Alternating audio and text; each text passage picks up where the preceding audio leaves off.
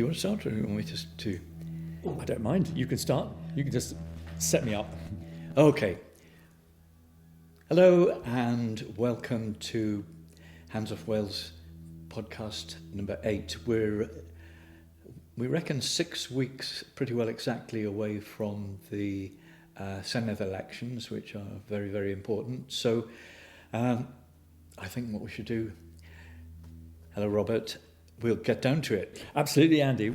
I think we should have a bit of a ramble, actually, to start with. But before we do that, I just wanted to say something. Someone said to me the other day, he rang me up and wanted an update, and he said, "Oh, I heard that you're all part of Reform." Oh. Yeah, and I said, "Absolutely not." And so I just wanted to make it clear to our viewers and listeners that we are non-political. As Hands Off Wales, our job is to inform, to present the arguments, the issues, and to help people be better placed when it comes to the election and so on. But we're not here representing any particular party. And our private political views are our private political views. Yeah. And I think we've tried really hard to avoid those private views encroaching on what we're trying to do here. So I just thought it was worth making that really clear. Absolutely. Yeah. We just want to look after or help look after the beauty and peacefulness of rural Wales, and for it not to be turned into an energy super whatever. Yeah. And all of the damage and disruption that would cause. Yeah, absolutely. It doesn't stop us being passionate. I mean, we are, both of us are passionate about this campaign. So I thought we might have a little bit of a ramble back through the key issues. Why are we doing this? Why are we doing Hands Off Wales?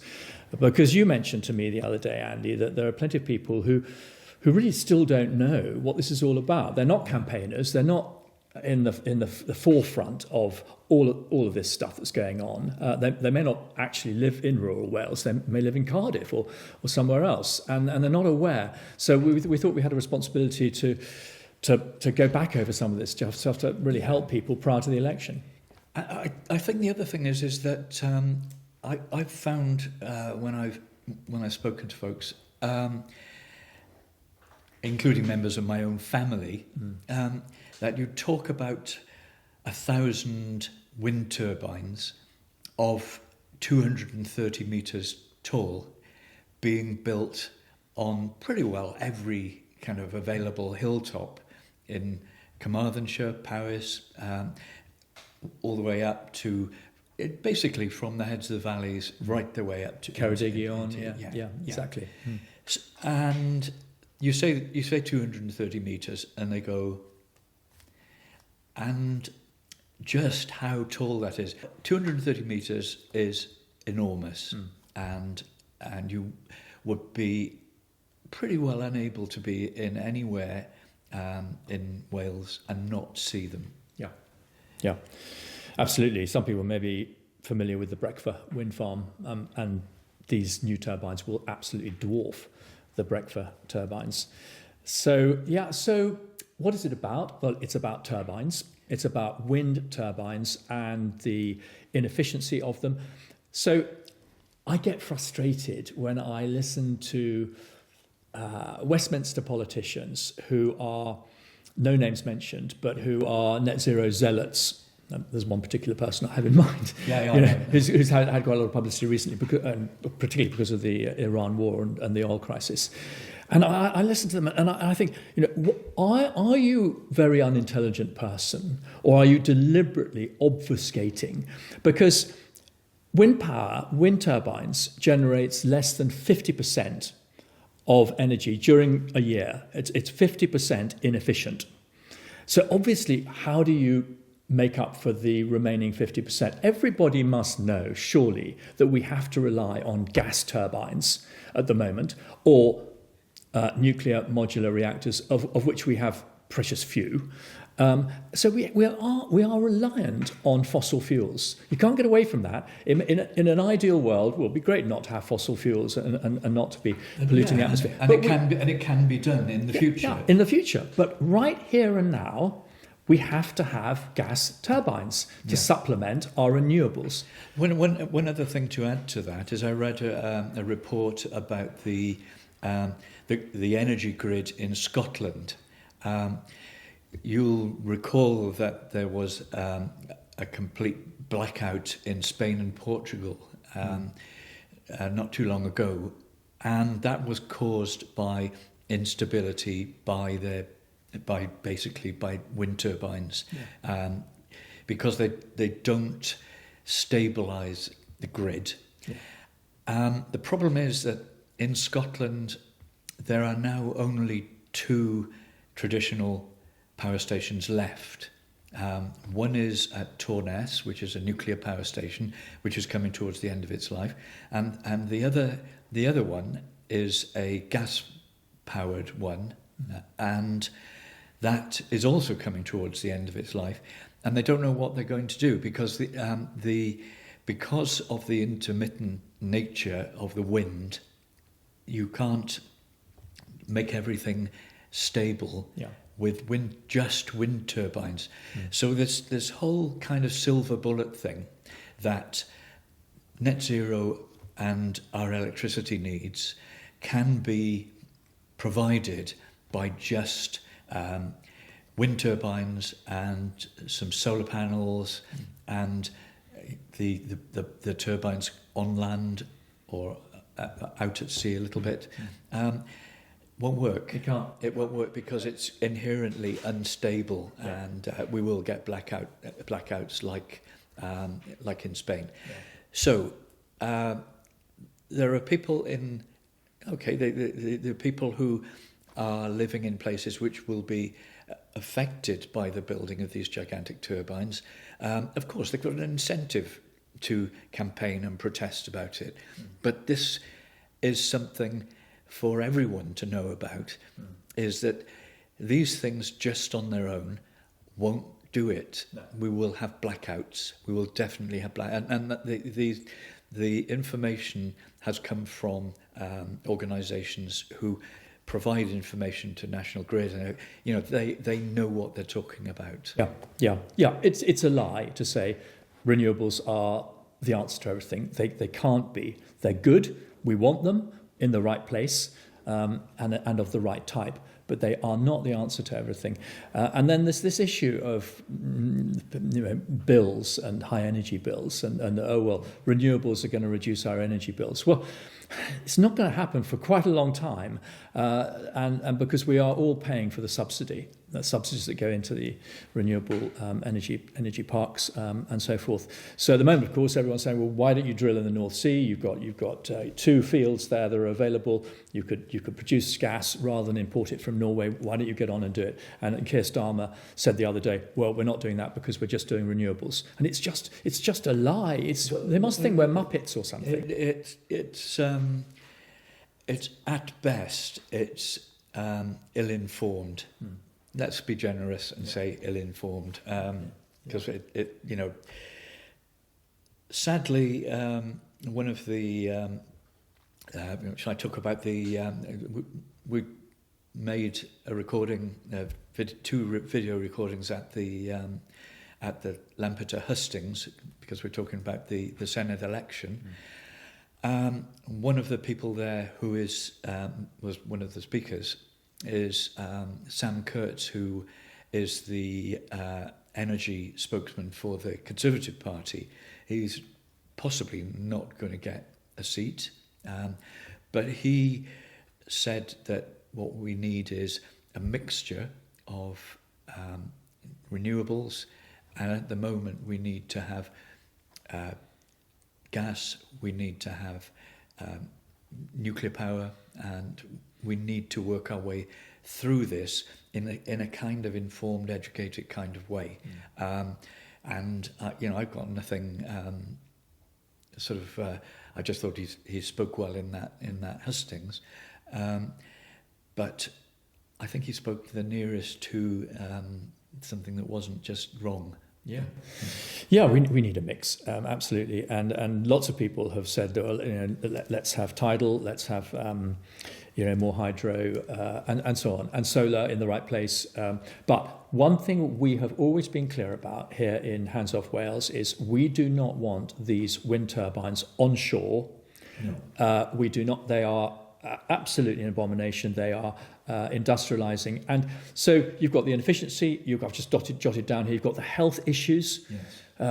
There's quite a lot of evidence coming out to do with infrasound. There was a case in France the other day. Yes. Where the judgment was in favour of the plaintiff in who was claiming health. Health because of infrasound, these sound waves, which you and I can't hear, but they're nonetheless there. And I think there'll be more and more of that coming along. Yeah.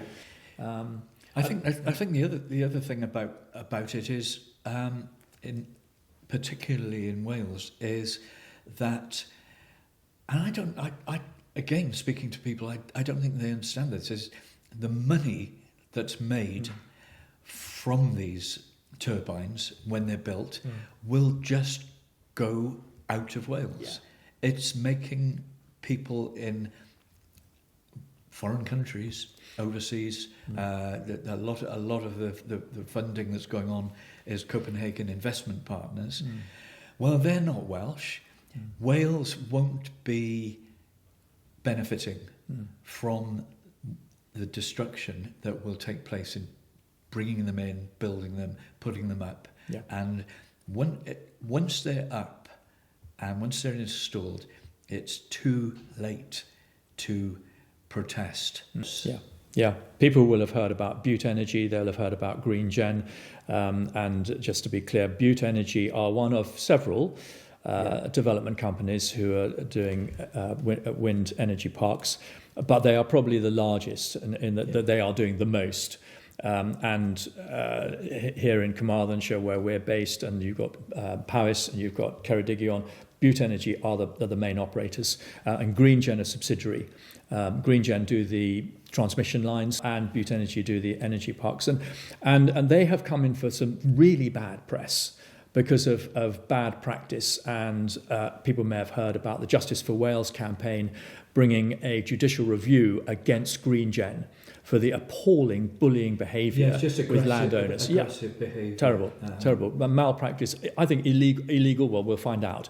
But that's really done a lot of damage to the profile of wind energy parks and the development companies. And I think the other thing that people may have picked up is this closeness between Butte Energy and Labour in Cardiff.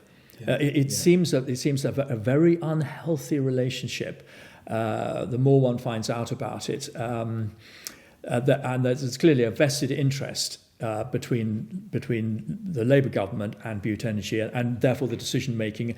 And you worry a bit about the planning process. You'd hope that the planning process is independent, and PEDU and so forth. But there is a closeness which doesn't. It smells. There's a bad smell about it. There's a bad smell about it. So it's all a little bit too comfy together, and there are people looking into this. But this election coming up in what is now 6 weeks' time, hopefully will be a comment on that. Well, you'd think that there would be some transparency, but.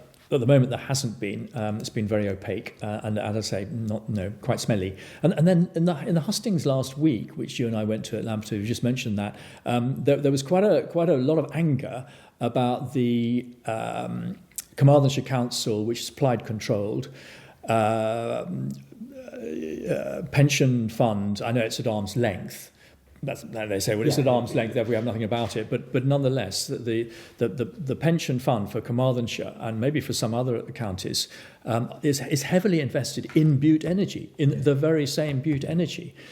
And yet they are now required to make a planning decision about 3 massive substations at Llanderfaelog in South Carmarthenshire, south of Carmarthen. So there they are, vested with the power to make a planning decision to do with a Butte Energy project and these substations, and yet they are already invested indirectly in Butte Energy through their pension scheme. I mean, it's not right. No, and in a similar situation, Aberdeen Aberdeen Council are now in the process of taking legal action against the, of course, these things go through brokers and whatever, and basically they are now taking legal action against the brokers who invested on their behalf, on their pension funds' behalf. We'll follow with interest what happens with that court case.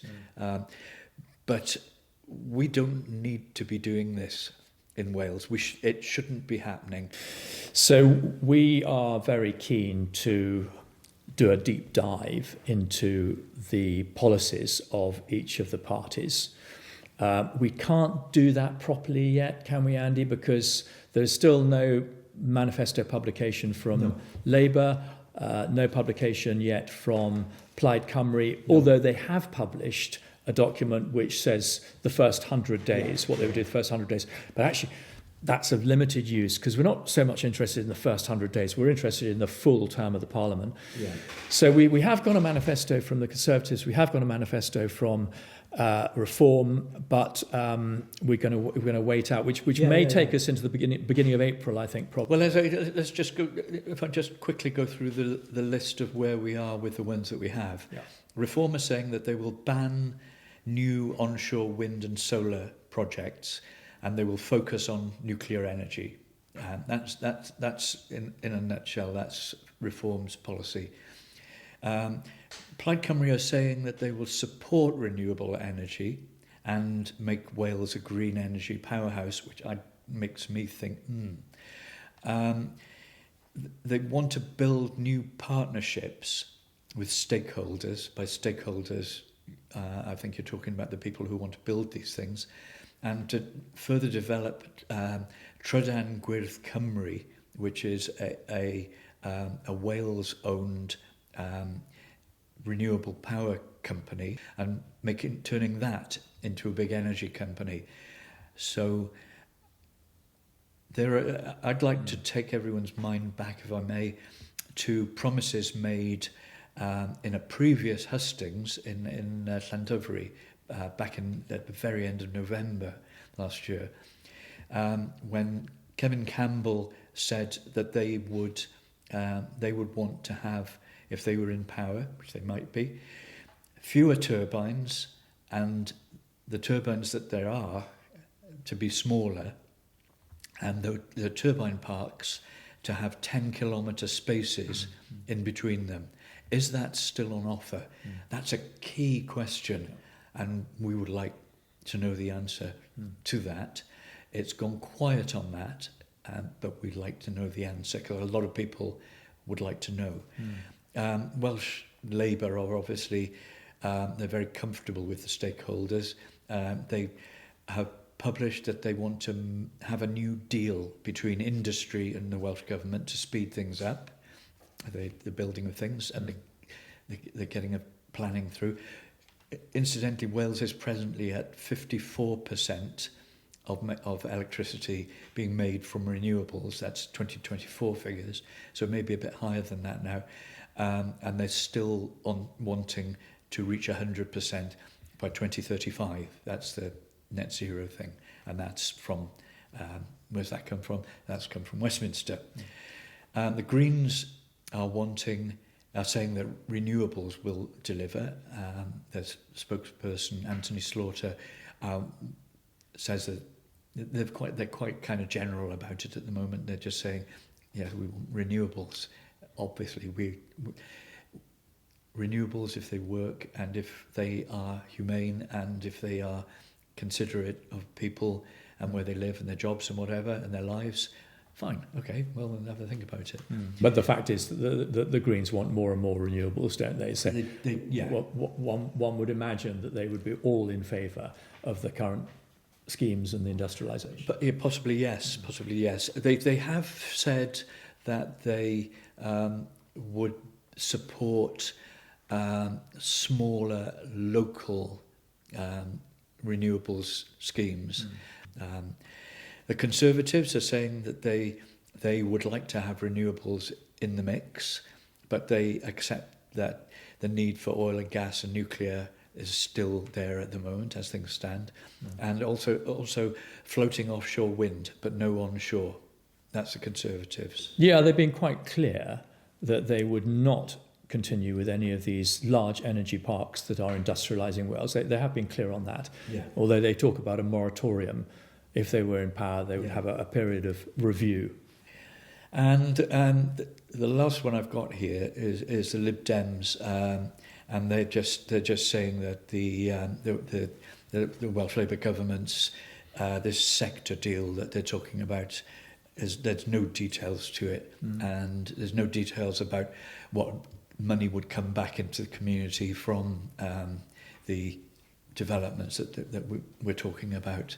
So, at this stage, 3 years in to all this, for there not to be any detail about would any money come into Wales or stay in Wales, would it all be going outside? We don't know. No one's telling us. So there we are. Did you cover reform? Oh yes, reform. It's a ban on all of that. All of the onshore wind and solar focus on nuclear energy. They're not saying that they would ban offshore wind and solar. So they have quite a detailed manifesto out, and And we should just cover pylons, because pylons very, very important issue for people who are signed up for Hands Off Wales, and the positions I think are pretty clear on this. So Plaid have been very clear that no pylons in the Tywey Valley. The undergrounding, preferably using cable plough. The Conservatives have got the same position. Reform have got the same position. Although interestingly, in their manifesto, they are not quite as black and white on that issue. I think some people are a little disappointed by that. Actually, they'd hoped that they would be absolute, saying no pylons. They're not saying that. They're saying undergrounding where possible. And the Conservatives are following the same thing, undergrounding where possible, but specifically with the Tywey Valley, because it's an area of outstanding natural beauty, and the Tywey Valley, I think they say no, that would be a totally inappropriate place to put pylons. So I think the Labour, I think we know they've slightly fudged on this. But they would, if possible, they would underground. But they have been very unclear and very non-committal on this. Their policy is slightly dictated by their stakeholders. That and I don't think that's kind of making any kind of wild accusations. I think it's true. It's just true. But at the end, if there are no big energy parks, if Nant Mythil, for example, the largest of them in Paris, doesn't go ahead, then there will be no need for these pylons, or the 132 kV pylons. Okay, how about doing a little run round the actual election? Yeah, I think that'd be well worth it, because I think a lot of people are unclear how it's going to work, because it has changed. It will be different. So you've done a bit of work on this, Andy, haven't you? Okay, first of all, this is really going back to basics. What does the Senedd do? The Senedd controls our schools, if we're in Wales, hospitals, farming, transport, Welsh language, and sort of the countryside stuff and the energy stuff up to a certain size, and then the Westminster government takes over. So a lot of what we experience from day to day, is controlled by the Senedd and our county councils and our local councils. So the changes in the Senedd election, there will be 16 new constituencies. There's a list of them. Have a look on the Senedd website. All of it's detailed on that. And you'll be voting in your constituency. There will be 6 seats available. So in Wales, what it will give is 96 members of the Senedd, which is kind of a third increase on what it used to be. 60 at the moment.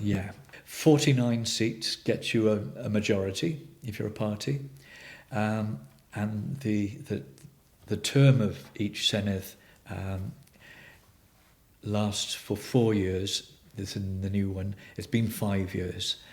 So just to say, the deadline for registering, if you're not registering to vote, is the end of the 20th of April this year. So, and the voting age has come down to 16. So if you're 16 or over, then you can vote. And even if you're an overseas student living in Wales, you can vote. So what happens is you go and you go into the polling booth and you vote. You have one vote, and that is you vote for a party that you want, or an independent if you prefer a single independent person that you want to vote for, and that's it. Yeah, and the names of the 6 candidates for each party will be on the ballot paper. Right. I checked that out earlier because I wasn't sure. So apparently, according to AI, that they will be there. So you can see the names, but you're not voting for an individual. Yeah. You are, as you say, voting for a party.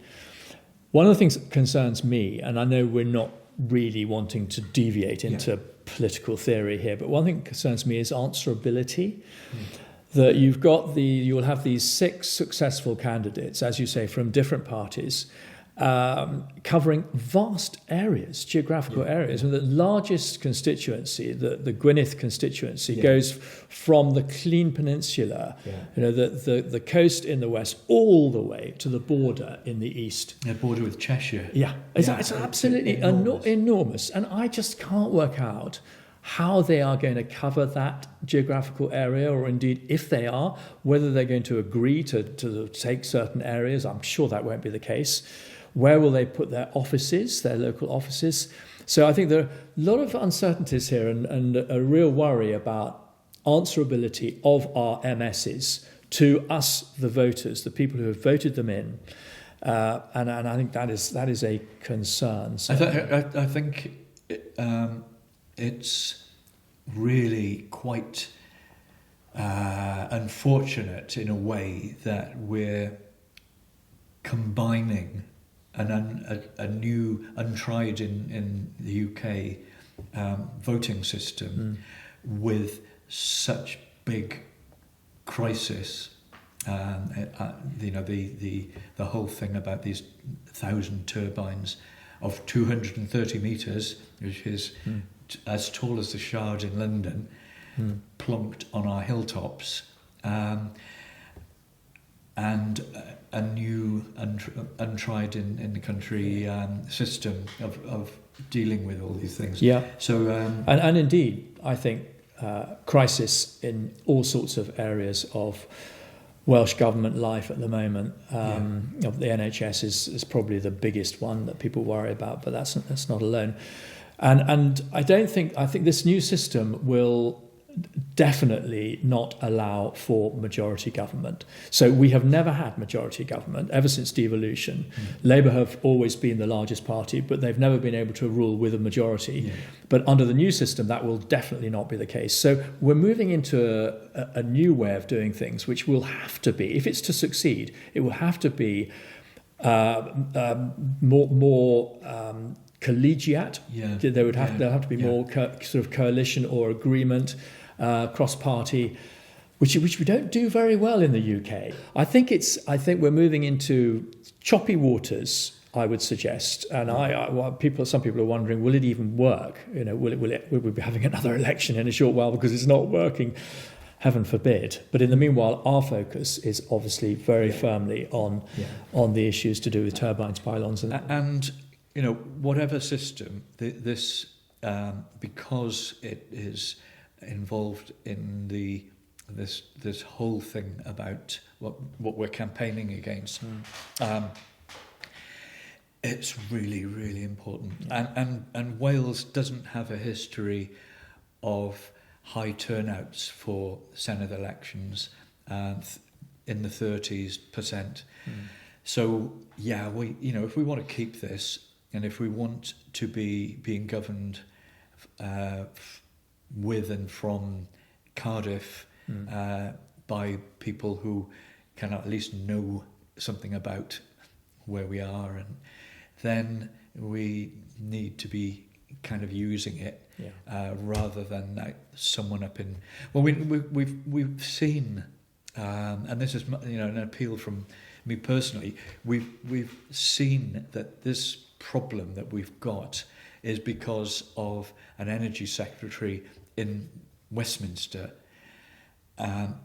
doing stuff as though Wales is an empty place and Scotland is an empty place, and we'll just have, just put all those turbines over there then, because it's empty. Where have we heard that happen before? So that's what happens when the people who are governing are, you can't go and look them in the eye and say, this isn't right. Well, we're a soft target, aren't we? We're 3.2 million people or whatever, in quite a geographically large area. Wales is not a small country, but we've just got a small population and we're a soft target, and that's why we have to fight to prevent ourselves being trampled on, and for this terrible destruction to take place. We're just going to lose. We're going to lose our country if we're not careful. Yeah. So people must vote. This is so important. Please do. Yeah. Please do. So, we will be coming back and doing more of these as we run up to the election. We should leave it there then. I think so. Yeah, great. And I think 8th of April is scheduled for the first BBC debate of the main political parties, and so we hope that the final manifestos will be out and published before that. Yes. In which case we can get stuck into it. Fantastic. Thank you very much for watching.